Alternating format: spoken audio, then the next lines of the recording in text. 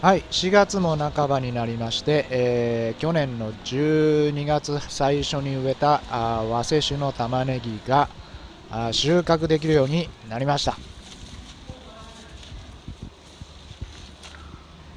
1週間ぐらい前から葉っぱが倒れ出しました。葉っぱが倒れて1週間以内はまだ玉が成長するので、葉っぱが倒れてすぐ収穫はしない方がいいと思います。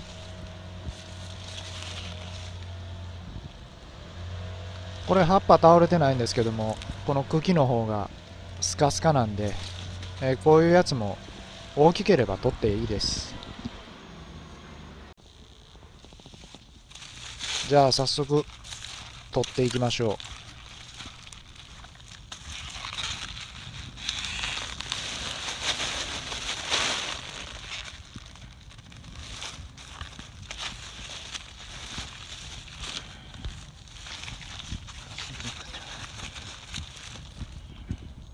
まあまあ和製にしてはいいサイズですね。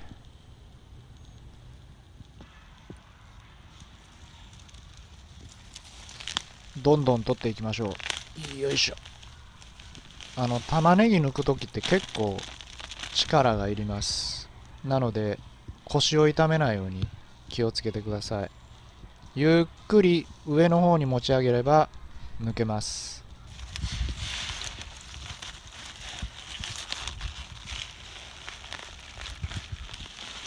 よいしょ。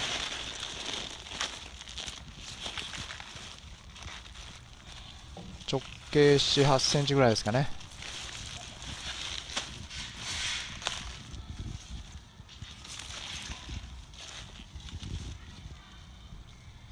まあまあこれもいいサイズです。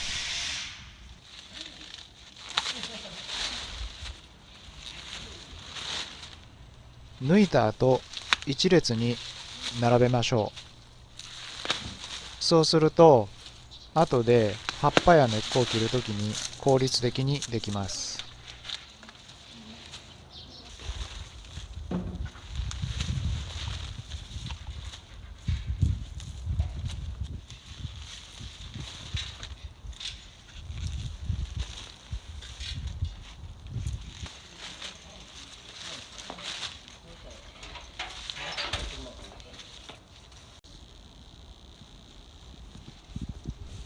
はい、全部、100個ほどですかね、抜き終わりました。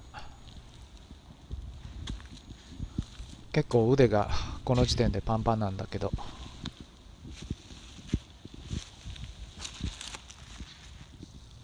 これなんか結構いいサイズです。10センチぐらいあるかな、直径。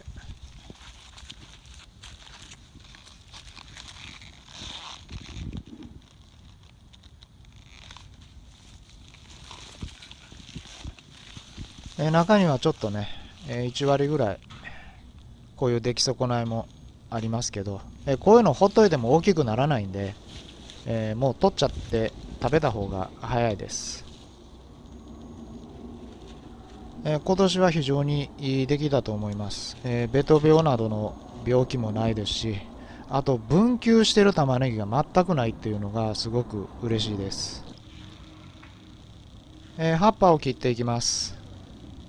糸をくくるスペースを考えて少し長めに葉っぱを残しておきます。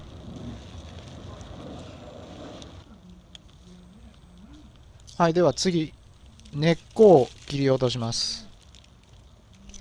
切るときは玉ねぎの玉の部分は傷つけないようにしましょう。なぜ根を切るかというと、玉ねぎは生命力が強くて、土から離れても根から空気中の水分を吸おうとします。保存している間に余分な水分を吸うと腐りやすくなってしまいます。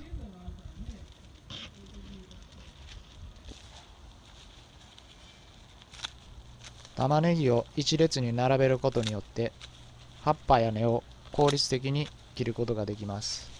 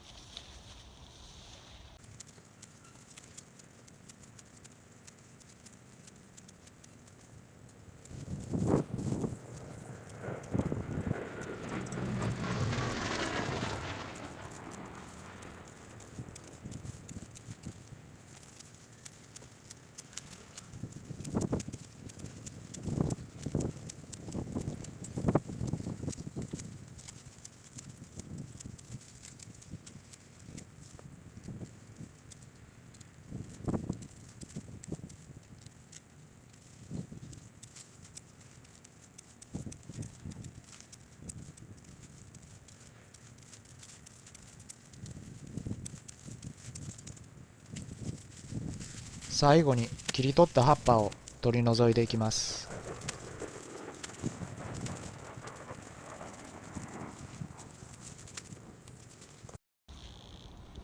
はい、葉っぱと根っこを切り取りました。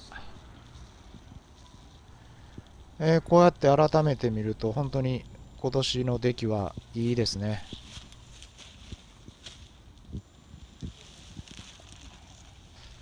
これが今年一番の大きさじゃないかな。非常に形もいいし重いです。それではこれから家に持って帰って、糸でくくって吊るして保存します。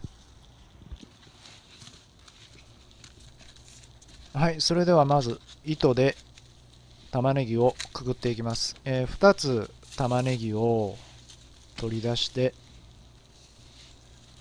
この残しておいた葉っぱのちょっと細くなっている部分に糸をくくりつけます。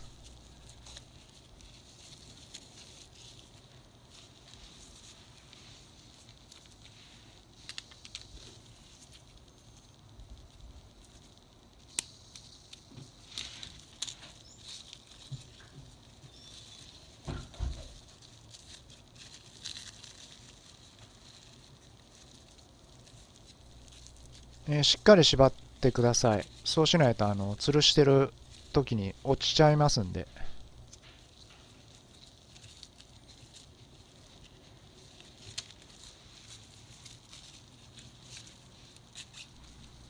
はい、こんな感じですね。葉っぱを余分に残したのがこうやって先に行くほど太くなっているので、引っかかって落ちにくくなります。